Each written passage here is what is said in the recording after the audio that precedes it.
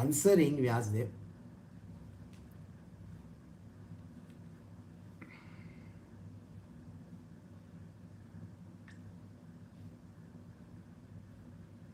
Give me 1 minute.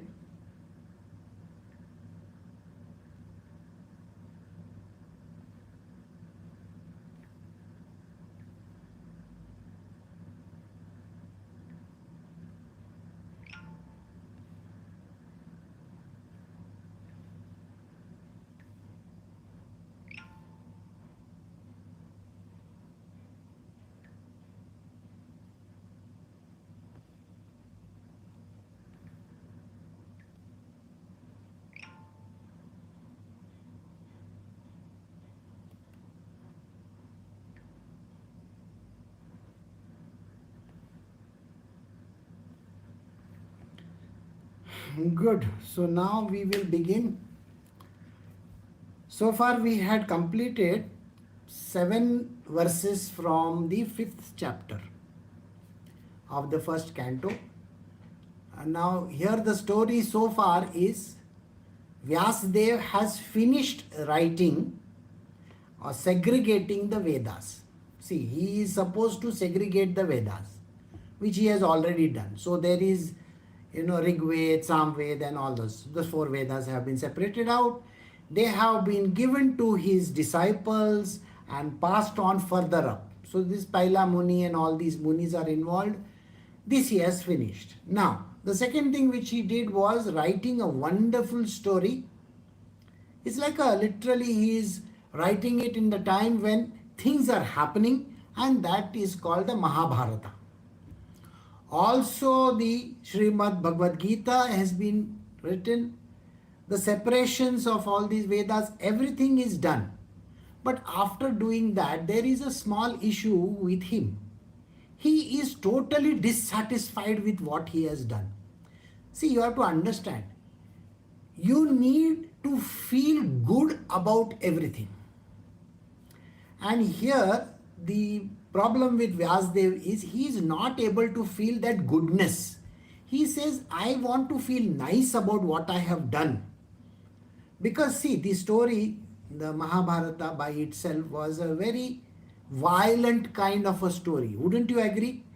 This story has been repeated now so many times in our own lives throughout, like so many eons it has been going on. We have heard it. But that story doesn't have what is called the goodness in it. Imagine 2 group of brothers, cousins are fighting with each other, and there is a lot of mayhem happening. There is the war of Kurukshetra. So when this kind of a thing happens, whoever is writing the story, even when you are writing any story, would you like to have a good ending or no? So there is always the idea of a good ending. So Vyasdev is totally upset with his own way of thinking. He says, I need to do something. There is something I need to do. And so when he is going through this state of distraught, at that moment in time, Narada comes over there. See, Narada has been given the right to go to any of the planetary systems. Whether it is Vaikuntha Lok or whether it is Kailash Lok or whether it is Earth, whether it is outer systems, any kind of galaxies or universes, he is a person who can visit anybody anytime.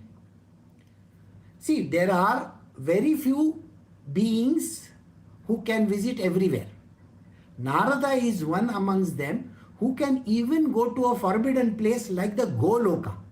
Goloka is a very, very different place. So he can even converse with Shri Krishna. I'm sure you know some stories of Shri Krishna where he goes and converses with him. Those are very beautiful stories. Someday we will, package this in our satsangs and I will give you. But today let us try to understand. So Narada comes over there and gives him an advice. He says, see, you are such a nice person. You are the highest of the knowledge. Do you know you are an avatar of Shri Krishna? An avatar of Shri Krishna himself. You know his name, isn't it? His name was Krishna Dvaipayana. Like Vyasdev is just the Vyas. Basically, it's a designation kind of a thing. There are many Vyasas which have happened, alright? But this particular one is a one who is going to segregate everything out, the Vedas and all. And so he says you should not get disappointed, you should not be feeling unhappy with it. And so Vyasdev looks at him and says, you know what? It's very nice of you to say those words that I am a very great writer and stuff like that. But you have to understand my condition. My condition is terrible. I am going through a terrible phase right now. I am feeling as if I have lost. I am completely, in the sea. I don't understand what I am supposed to do. And then he questions Narada, and Narada is now going to give an answer. So today we will know what Narada is going to say. So let us begin today's satsang. We are doing Srimad Bhagavatam, Canto 1, Chapter 5, Verse 8. Sri Narada said, you have not actually broadcast the sublime and the spotless glories of Shri Krishna. That philosophy does not satisfy the transcendental senses of the Lord. Does not satisfy the transcendental senses of the Lord is considered worthless. So here, what is he saying? Here the answer is Narada is telling Vyasdev, see, everything considered, whatever story that you write, whatever beautiful stuff that you write, you have to first come up with what is called as a good thing in your stories. The goodness always has to be there. Sweetness of the story always has to be there. There has to be something nice in the story. All stories, they need to have not only the start, the middle and the end, some kind of a sweetness. I'm sure you have seen a lot of Hindi movies. In Hindi movies, do you know it's a masala movie, we call it. Why? Because there is love, fight, this, that, so many things. It's a hodgepodge of everything. And there are songs and dances and all. People will wonder, how does anybody do like this in this world? Isn't that what you will think of? Why does a person have to dance and sing songs around trees and do all kinds of things? There is a reason for all this. What is the reason? We all want to feel happy about what we do. And how does happiness get expressed? Happiness gets expressed when we sing, dance, and do all kinds of good stuff in this world, right? Now you will find that somebody saves someone, or somebody is donating money, the goodness. Somebody is offering food to someone, all right? There is goodness in this world. And when there is goodness in this world, the whole world likes it. So how does a person come to goodness? When you talk about stories, you will find that everywhere there are stories being given. You know that, isn't it? Every satsang of mine, you will find that I include a lot of these small stories. Why are stories important? Stories are important because they help a very simple mind to understand most complicated stuff. If I have to give you a great philosophy, you are going to get bored and run away. Alright? So what I will do is I'll package it with some nice goody stories, Oh, this happened, that happened, this one was like this, that one was like that. Sometimes the stories are very serious. Sometimes the stories are very, very flowery, very, very happy kind of a thing. So Narada is telling that you see, you have to talk about love and devotion. The stories of love and devotion which will make the Lord happy. Who is the Lord? The God is within you. Every time when you get something good to eat, are you happy?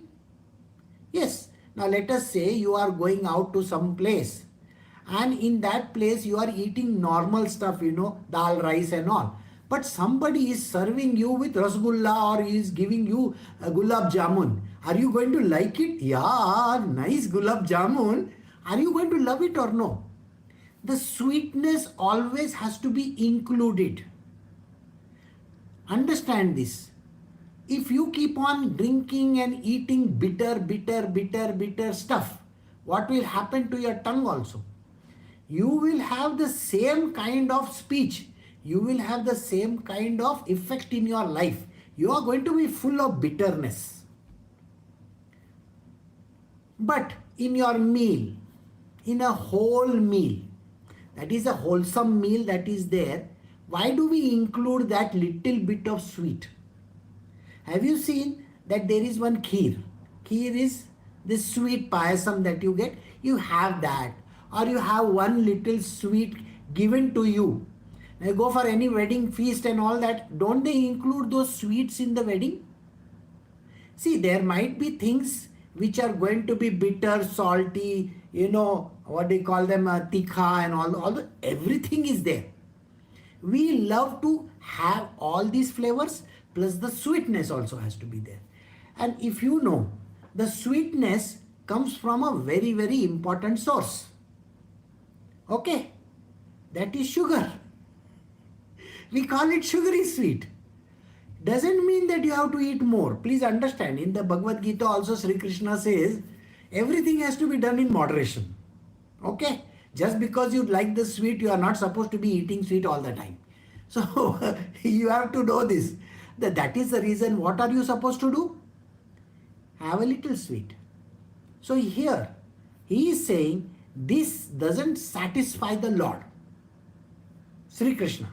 Sri Krishna is only interested in your sweet talk. He is not interested in if you keep on blabbering all the bad stuff in the world. And see, how do we talk? When we talk, we like to talk bad about other people, isn't it? We like to say, oh, this one did that one did that, America is like this, India is like this, USA, Russia is like that. We like to keep on criticizing. And then if you ask yourself, how is your life? My life is full of problems and problems. Isn't that what you are going to say? Why are you not saying your life is beautiful? Is it always the downside that we have to see? No. So Sri Krishna has to be, propitiated. He has to be prayed to. I have to pray to Sri Krishna. And when I pray to Sri Krishna, or any prayer for that matter, isn't it praises of the Lord? Yes. So when I tell him good stories, I also will be happy and he also is going to be happy. So when you tell your child the story, do you say he took the sword and he murdered that person and all that? All the bad stuff. Now imagine you are telling a story to a 2-year-old or a 4-year-old or a 6-year-old. Are you going to say all the bad stuff? No. You want to tell him about all the gore. This one killed that one and this one did this, that. You understand all that kind of stuff? It is even banned by our censors. You will find that there are movies in India which they show so much of gore, blood, this, that. Would you like to see these movies? Today's movies are like this only. All crap. Every movie there is 100 people dying. And blood is oozing from everywhere. Blood is splattered all over the place. You see? And then they want to show the world that this is such a good thing. There is this movie called Pushpa. There is this movie called Animal and all these goat and this one and that one. All movies, including all the movies of even, Rajinikanth are like that. How many people are getting killed? So much bad thing. No. You want to be with Sri Krishna? Talk about beautiful stories. This is not hypocrisy. When you pray to God, you talk about good stuff. When you meet your girlfriend, do you tell her how ugly you are, how bad you are? Or do you say you are so beautiful, you are so nice? Isn't that? See, when you meet your person, you want to say good stuff to that person. But if you want to become that person's enemy, you are going to criticize that person no end, isn't it? So even your speech has to be flowery. So here he says, yes, you have to satisfy the Lord by all your flowery speeches. Then all this Lord is going to do is going to be in front of you. Although great sage, you have been broadly described the 4 principles beginning with religious performance. You have not described the glories of the Supreme Personality. That is, you have not described the glories of Krishna, Vyasdev. Why? Isn't it what you are supposed to first show? What is this in the Mahabharata? You are just showing that, Sri Krishna is standing over there in the battlefield and killing everybody. He's telling Arjuna, do this, do this, do this. All mayhem. I hope you are getting the point. There is no goodness in that story. Whether it is Karna, whether it is Bhishma Pitama, whether it is Duryodhan, Dushasan, Pandavas, everything is all tragedy, bad stuff over there. Where is the good stuff? So, very simple question. And when you are describing Sri Krishna in that, what are you showing him as? Where is the goodness in that? I can't see the sweetness and the goodness of the Lord over there. See, think about it. He says, you have to describe the glories of Sri Krishna, not all those bad stuff. Okay? What do we do when we meet someone? You see, if one person from one religion meets the another person from another religion, he is always trying to deride that other person of his religion. Say, a person from one religion will say, your God is like this, your God is like that, your God is like that, and he will deride that God. And this person will then say bad things about that person's God. What is this? God is about goodness, not about deriding things. So where is this goodness coming in the picture? Can we not say God is very good and beautiful and kind and compassionate and loving? Think about it. 2,500 years back. Let us travel more than 2,500 years back. All the stories that you are seeing in this, all this Mahabharata, Ramayana and everything, okay, those are stories where something bad happens and then something good happens and all that, right? In every place, they are talking about something different. But for the last 2,500 years, there are certain religions that came about. That religious leader is only preaching one thing. Think about it. These religious teachers for the last so many years, that one thing is there, but people definitely take out wrong meanings out of it. It is called the path of devotion. In the Kali Yuga, only the path of devotion is the best one, not any other path. So even if I am talking about a story which happened 5,000 or 7,000 years ago, there is no devotion written in it. So he says, so far you have written so many things, right? What have you written? You have spoken about the Vedas, you have spoken about the Mahabharata. But where is it that you have described the glories of Sri Krishna? That is why the dissatisfaction is there. So, we are going to verse 10. Those words which do not describe the glories of the Lord, who alone can sanctify the atmosphere of the whole universe, are considered by saintly people to be like unto a place of pilgrimage for crows. Since the all-perfect persons are inhabitants of the transcendental abode, they do not derive any pleasure there. Now please understand, this is a very important statement. What is he saying over here? He is saying that the saintly people, all the great saints that have happened so far, after all the scriptures have been written, what are they only interested in? They are only interested in the glories of God. They are not interested in the war that you are talking about. They are not interested in the famine and this and that. Isn't it? What are they talking about? How to pray to God. See, in the last couple of centuries, go back in time. I want you to think about it. Let us start from the 10th or the 11th century downwards. You will find that all the great sages and saints that were there, from, right from say, let us take 11th century and 12th century down, and before that also, for that matter, you will find that There are so many acharyas, there are so many of these sages and saints. Okay, like just 2 days ago we were celebrating Kanakdasa. Kanakdasa Jayanti was there. There is Purandar Das over here, right? There is Tukaram Maharaj over there. There is Mirabai in the north. In Kerala there is Shankaracharya.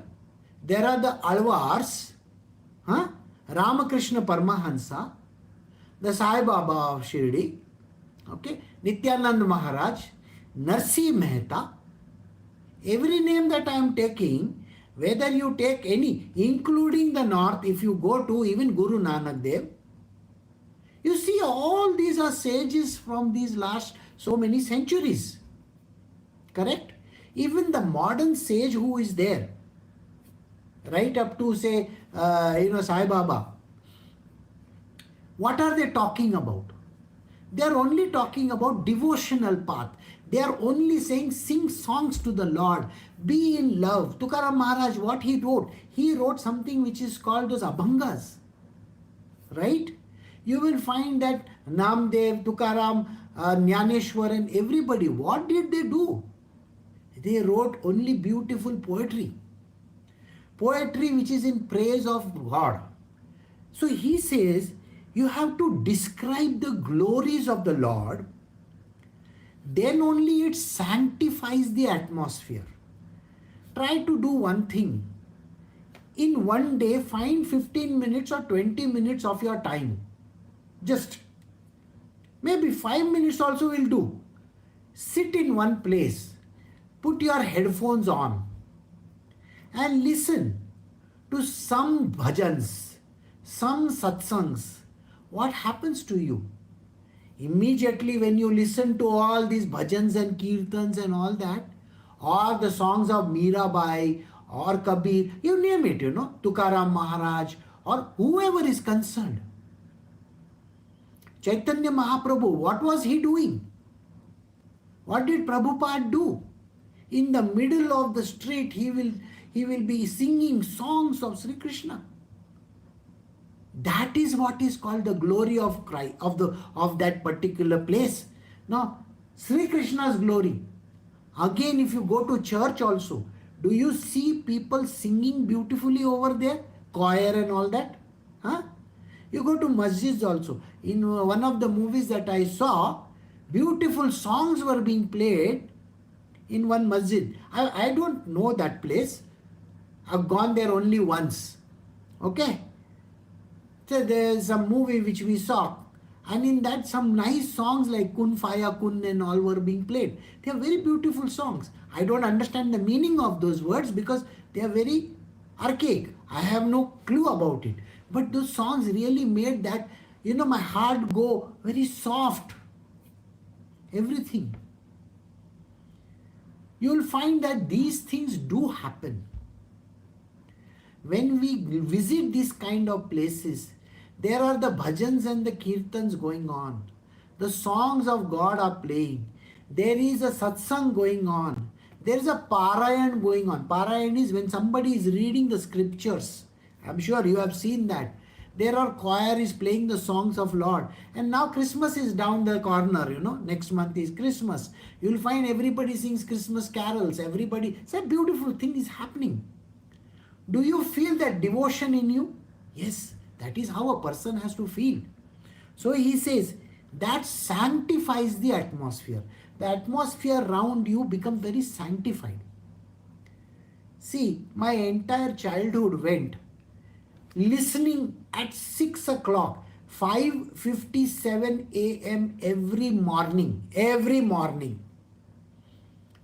From the age when I started understanding things, my mother will put on the radio, and from 5:57 onwards, after the Shehnai and all that, then Bombay B will play bhajans and kirtans and songs of God.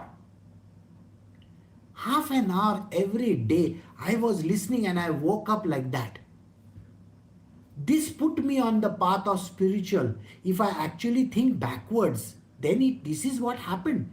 And then when I was with my grandmother, She will be sitting with the pothis and she will be listening in the evening, 6:30 in the evening. There used to be a kirtan on Bombay B, a radio station. I would be sitting with her and listening. Beautiful kirtans and bhajans and everything was going on. That is all that we saw. Because everybody was sitting in front of that idiot box, so I will also go and sit. Because we had one idiot box in the entire lane. Okay, TVs were not that prominent in India that time. So think like that. Are you giving your children, I want you to listen to this statement. Are you even teaching them some songs of God? Are you playing even one bhajan in your house? Are you even singing a kirtan? No. You people are lost in your world. Dinka chika, what is that dinka chika going on? All the songs are full of crap over there. And my God, when I saw all the South Indian movies, it's like a big loud noise thing going on. No. And even that, Hollywood, Bollywood thing also. What? Wedding. What is this wedding and a 7-day ceremony and 3-day ceremony? What is that? And everybody is dancing. You see? Haldi, there is a dance. This, there is a dance. That, there is a dance. It's terrible. Where is God over there? God is God out of the window. So here Narada is telling him that you have to have the sanctity in the atmosphere. You go for a wedding and you are thinking, okay, today I will rob this one's chappal or something like that, and then I will earn a lot of money. And then, oh, what sharara you are wearing, what ghagara you are wearing, what dresses you are wearing, what this thing you are wearing. Everybody is bothered about somebody's dress. Oh, this is Sabyasachi. What Sabyasachi? You are interested in all the fashion designers. You are interested in all the gold jewelry that is wearing. Everybody is wearing. You are doing filmy dances. You see, what Karan Johar has done is he has transformed everybody into one film show only. So everybody is dancing away to glory. Every movie it is like that. No. Where are the songs of God? There is no God over there. Naturally, that wedding is going to turn into a disaster. Just recently, somebody whom I know was getting married for the second time. Okay? This person who was getting married had 3-day ceremony. Well, last time you had 7-day ceremony. Your marriage lasted for less than 4 years or 5 years. You had a horrible divorce. The man was bad, you were bad, everything was bad. And now you suddenly find a new guy in less than 1 year, you want to get married once again and want to have again the song and dance. I mean, just imagine, you are once bitten, twice shy, we say. Here they want to have haldi ceremony, this ceremony, that ceremony. This one is coming, that one is coming. We have called so and so and what is that?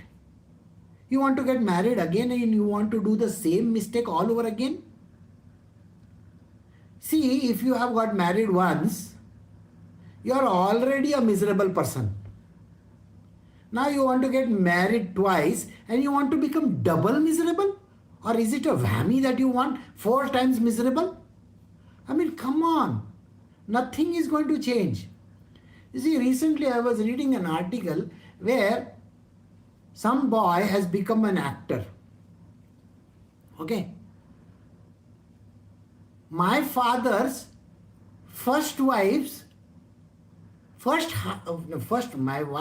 father's first wife's, okay, first husband's son. How many wives does your father have? My father has 3 wives. How many children from them? Oh, the first wife has so many children, second wife has so many children, third wife has so many children, third wife has got 2 marriages up there. She has got from the first marriage 1 child. My God, this is getting too complicated. It is worse than Kaurava story. It is like Mahabharata, rehashed. So, who is your brother and who is your sister? I have no idea. I think half of that city is my brother and sister. Why? Because this woman is with that person and that person is with that person and that person is that person. Really? Whose son is whom? Nobody has any love for anybody. Nobody has any love. So what are we talking about? Is this called relationships? And that is the reason why to take the name of God and be in one good place is always better, isn't it? Would you agree with it or no? That is how you have to be. You see, there is a story where he had 3 wives. The king had 3 wives. The third wife was such a miserable person. She said, my son has to become a king. Throw your first son out. Having one wife is a problem. Now you want to have 3 wives and then you want to have triple whammy. I mean, what are you doing? Why are you getting married so many times? We have our stories like that, isn't it? So that is the reason why we have to be very careful how this works. And don't get upset with it. You see, you should be happy with what you have. Don't get upset that I don't have 4 wives and 20 wives. Okay? One is difficult to handle. And even one husband is a horrible guy. He's not some good guy. Okay? Because he never listens to bhajans and kirtans. Does he listen to bhajans and kirtans? No. That fellow is always lost in his world. He likes to look at cricket. Sachin Tendulkar this, Virat Kohli did that. Oh, Neymar did this. And all those fellows, all great names he is going to take. He's not interested in any Ram, Sita and this and that and Shri Krishna. Shri Krishna, I don't even know who he is. The guy, he's always going to deride Shri Krishna. When they are deriding the God, forget about the Guru. The Guru is nobody in anybody's life. So you have to understand this. So here he says, it's a pilgrimage of crows. What is a pilgrimage of crows? If there is no sweetness in it, it is called the pilgrimage of crows. If you are eating only khatta all the time, and if you are eating, I always tell Rajma, I said, you know what? Whatever you are eating, okay, if you are having idli, chutney and whatever, sambar, where is the sweet in it? You are going to have only khatta in your stomach. See, what does khatta in your stomach mean? All that is sour. You are eating sour stuff. What? Even the idli, it is sour, isn't it? Don't you know? It has been soaked one day earlier. It is already fermented. It is sour. Chutney is sour. Okay? And sambar is sour. There is chili in it. Tell me, where is the sweetness in this? There is no devotion in it. I hope you get the point. So I will insist, you should always put one sweet in the plate. Otherwise, don't serve. There should be one sweet. Otherwise, you are going to be miserable like nobody's business. Your life, you see, if you are eating only khatta, already your stomach has hydrochloric acid. You know that or you don't know that? It has got 0.5% concentration hydrochloric acid. If you are eating only khatta, what happens to you? Your life itself is going to be miserable. Little sweet, little. I am not telling you to eat more. Very little. That's what he is saying. Otherwise, it is like a feast for crows. Feast for crows. Since all perfect persons are inhabitants of the transcendental abode, they do not derive any pleasure there. So no person will derive any pleasure if you are going to just keep on doing this kind of a nonsense. Alright? People have this habit of telling me, Guruji, we are performing this wedding by, Vedic rites. What did Narada say just now? Think, what did Narada say to Vyasdev? Sir, you have already written enough about Vedas. Is he saying that or no? Vedas are not sweet. They are talking about God, God, God, God, God. All Brahma, this, that, and all those things. They are only talking of that. Where is the sweetness in Vedas? So if you are getting married in a Vedic rite, that Vedic rite has nothing to do with God. Vedas are how you can become God. Please understand this sentence. It is teaching you Aham Brahmasmi. What? Tattvamasi. These are called Mahavakyas. Where is it telling you anything? So he said, include the sweetness in it. The sweetness has to be there. In olden times, when there were weddings conducted, do you know all the holy people were called over there? You know that or you don't know that? These holy people came and they performed very beautiful bhajans and kirtans and everything. Like when you go to a temple, have you seen early morning there is a kakad arti and this arti and that arti, all beautiful bhajans and kirtans are going on. Why is your marriage ceremony not like that? You know this marriage is doomed, already doomed, because the husband or the wife, one of them is atheist. They don't believe in God. What is going to happen to you and your children then? You are going to go to hell, 100%. There is no God in your life. You have to get God's, and this is important. So what is he saying? See, such transcendental literature, even though imperfectly composed, we'll do this verse. So we are doing text 11. On the other hand, the literature which is full of description of transcendental glories of the name, fame, form, pastimes of the unlimited, that is Sri Krishna, is a different creation, full of transcendental words directed towards bringing about revolution in the impious lives of the world's misdirected civilization. Such transcendental literature, even though imperfectly composed, are heard, sung and accepted by purified men who are thoroughly honest.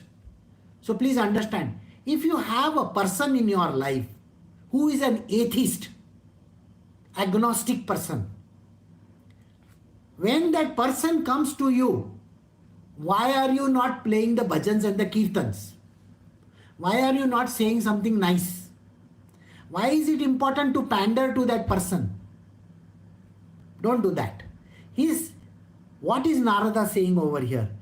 Please talk about the literature. All the literatures that are there, which are talking about all the good stuff in the world. So, that which describes the glory of the Lord.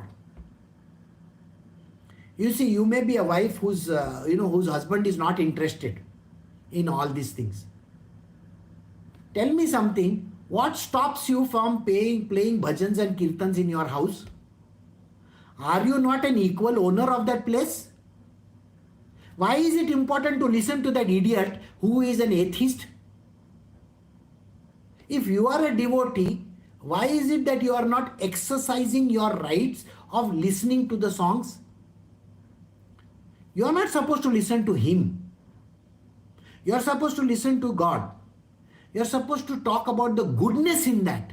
And you are supposed to always ensure that everything is done in a very devotional manner. See, he says, you have to listen to the transcendental glories even if it is having a defect. What is a defect? Sometimes you are listening to songs, Suppose, you are listening to some bhajan and kirtan. Nowadays there are too many singers on YouTube and other places. You know that, isn't it? One person is singing in one way, other person is singing in another way. And one person makes 100 mistakes, other person makes 20 mistakes. What is Narada saying over here? Even if that thing is in such a manner where there are mistakes being committed, don't worry. It will still bring devotion in the path of that person. At least that person who is an atheist, if he listens to it, he may hate it, doesn't matter. Who hated all the good stuff about God? Do you know?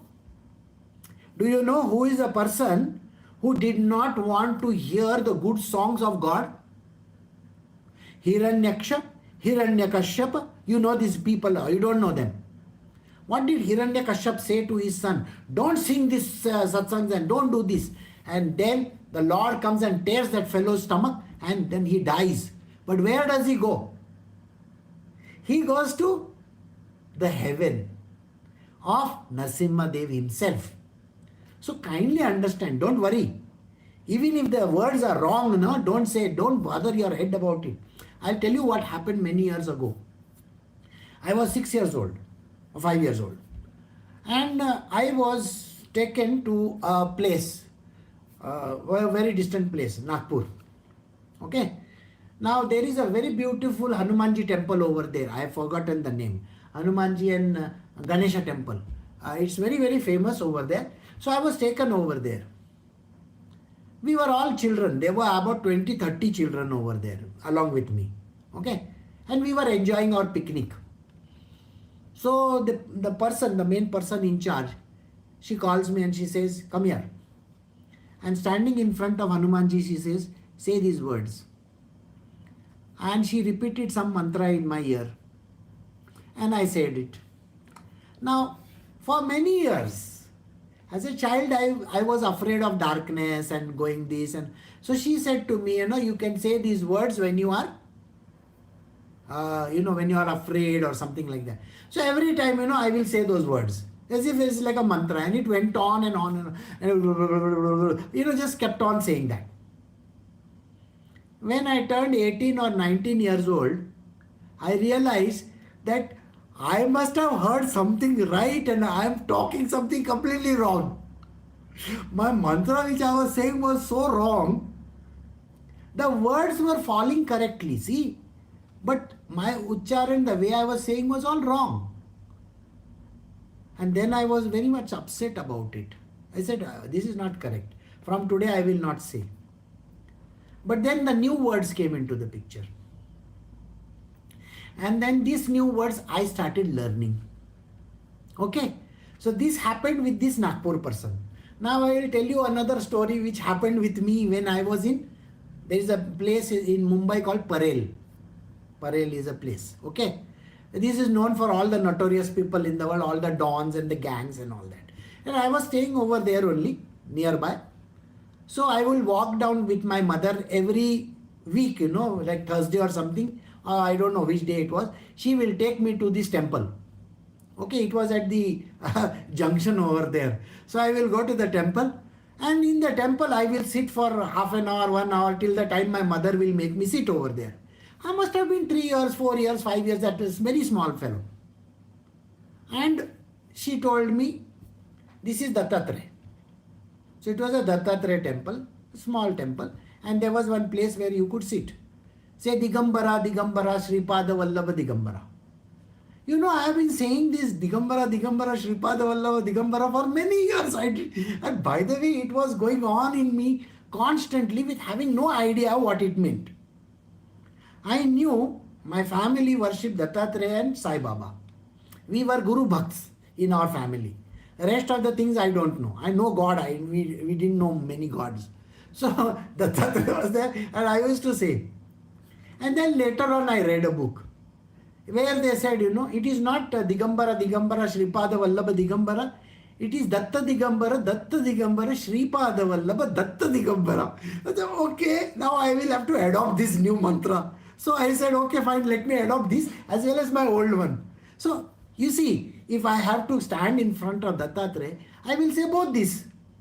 Whichever is applicable, please take it from me.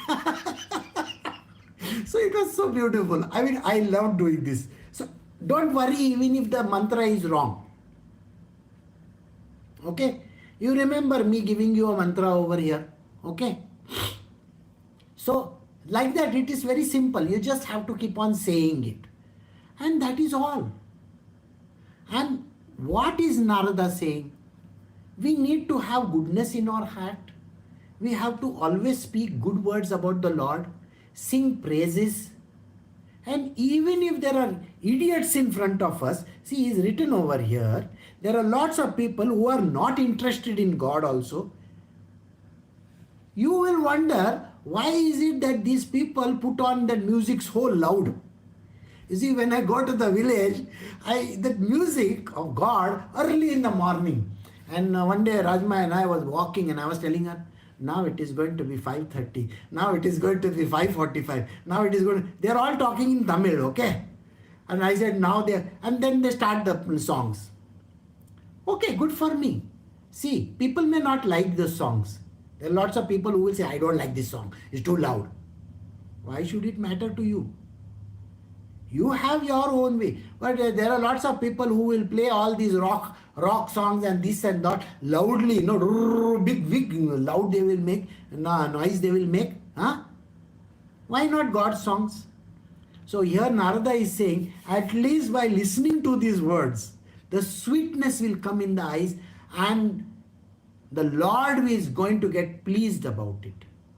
Why are you bothered about other people? You don't have to bother. They are doing whatever they please like, whatever they feel like. They can put on the TV, they can go for matches, they can go and watch movies and all that. Your entertainment is taking the name of God. So why not put it on? I hope you get this point. So here Narada is exhorting Vyasdev, don't worry. Speak the name of the Lord. That is the best thing for you to do. Okay? So we have come to the end of verse 11. We will stop over here. I will see you all tomorrow in verse 12 onwards. Okay? Now, stop. Recording stopped.